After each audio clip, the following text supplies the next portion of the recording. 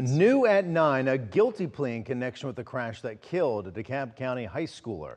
Hackemeyer pleaded guilty to several charges, including homicide by vehicle and having an open container. A judge sentenced her to 2 years of house arrest. That crash happened in February of 2024 in the Oak Grove community. 18-year-old Sophia Leshkavelli was killed. Both of them were classmates at Lakeside High School. The parents of the other passenger were charged for allegedly allowing the teens to drink at their house, then drive.